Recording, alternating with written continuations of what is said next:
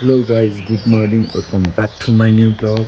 आज चाहिँ म यसो मर्निङ राइडमा जाउँ कि भनेर यसो गोब्रो सोब्रो हेर्नु सब रेडी भइसक्यो। अनि साइकल नै रेडी भइरह भाइको साइकल हो। अब बिहान एक्लै आज स्कुल र कलेज छुट्टी छ, सो यसो राइड हान्नु पऱ्यो उता जङ्गलतिर।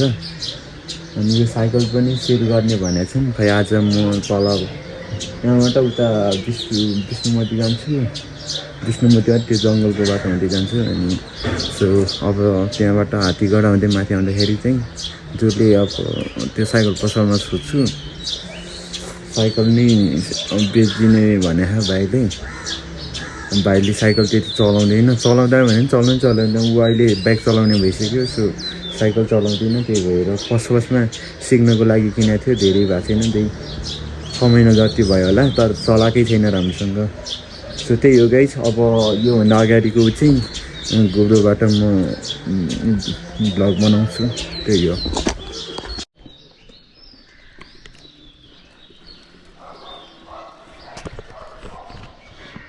गाइस साइकल रेडी भइसक्यो सेती। अब चाहिँ म जानु लाग्यो, आइरहनु लगाइछु। म चाहिँ अब निस्केको के साइकल त्यही हो गाइज। अनि के अरे म चाहिँ गोब्रो चाहिँ मेरो छातीमा थियो। मैले अगाडिको भ्यू पनि देखिन्छ जस्तो लागेको थियो, सो देखेन छ। त्यो तलको माथि देखाइरहेछ, त्यो खुट्टा र त्यो साइकलको अगाडिको भाग माथि देखाइरहेछ। अगाडिको भ्यूहरू चाहिँ देखिन्छ जस्तो लागेको थियो, तर देखेन। म नि घर आएपछि थाहा पाएँ। सो त्यही भएर यो यस्तो धेरै लामो थियो, तर मैले त भ्यू स्यू सब देखाएँ होला जस्तो लागेको थियो, तर भएन छ। सो मैले चाहिँ यो चाहिँ अब धेरै लाग्दैन, हेर्दा नि अल्छी लाग्ने खालको भए यो यसरी चलाएको देख्दा त। त्यही भएर मैले यो लामो बनाएको छैन, यो काटेर अब ब्लग एकदम छोटो बनाइराखौँ, त्यही हो गाइज। अब पिउँदिन भो खोया बिर्के यो तितो तितो मात्र लाग्दै जाने पछि मिठो भो लर बर लर लौ घुमायो रे घाम टल आँखै खायो रे लर बर लर लौ घुमायो रे घाम टल आँखै खायो रे।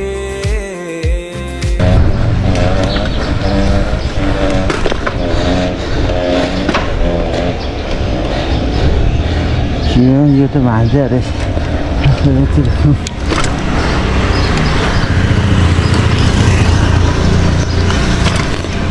फाइनली टुसल पुगिसकेको छु म चाहिँ।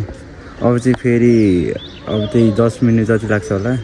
यो चाहिँ डाँडा गाउँ जाने हो, यो चाहिँ तल चण्डेश्वरी हुन जाने हो। म चण्डेश्वरी हुँदै तोफाबाट सिधै बहिनीको घर पनि त्यहीँतिर छ, त्यही हो गाइस। हल्का साइकलको यो चाहिँ बिग्रिया रहेछ, यो चाहिँ अलि निस्किया रहेछ। अघि त मैले चलाउँदै बिग्रियो जस्तो सोचिरहेको थिएँ, खै त आफै निस्क्यो। त्यो भाइले नभने हो कि मलाई केही भएको छैन, त्यही नि अब यत्तिकै चलाएर जानु पऱ्यो। अब योभन्दा अगाडिको चाहिँ गोरुबाट हुन्छ, त्यही हो गाइस। यो चाहिँ निस्किन्छ जस्तो लागिसक्यो यार बेलामा। बहिनीलाई एकछिन मेसेज गरेर हिँड्नु पऱ्यो। ओए बहिनी, म के अरे 10 मिनटमा पुग्छु होला, त्यहाँ सामान लिएर बाहिर आइराख है। 10 मिनट भन्दा पनि कम लाग्छ होला। ल मैले अहिले अब मन्दिर पुग्नु होला, होइन 2 मिनट जति लाग्छ। त्यसपछि बहिनीको घर त्यही हल्का अगाडि हो, त्यही हो। अब चाहिँ गोरुबाटै कन्टिन्यू गरौँ। चार्ज धेरै चलाउँ होला।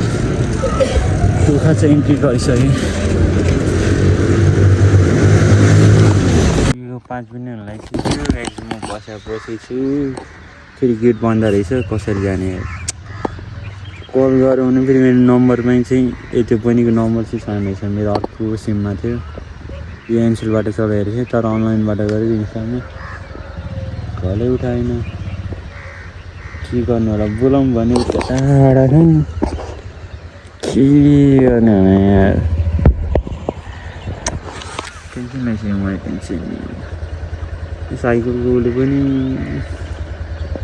किन आएको जस्तो हुँदैछ न भाइ अल्छी हो यो अल्छी अब फेरि म चाहिँ एक्लै जाने भएँ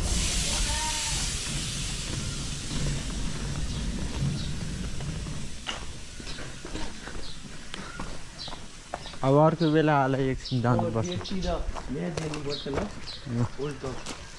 ल गाइस म चाहिँ फर्केको अब खाजा साजा खाएर अब हिँड्दै जानुपर्छ यार फेरि पक्का लगाइसक्यो तर चलाउनु आउँछ चलाउने हुन्छ होला यो हेर्न यो निस्किया क्या यो हल्का निस्किया यो त्यही बिग्रिएर भयो केही छैन मोबाइल चार्जर ल 20 रुपियाँ मात्रै रहेछ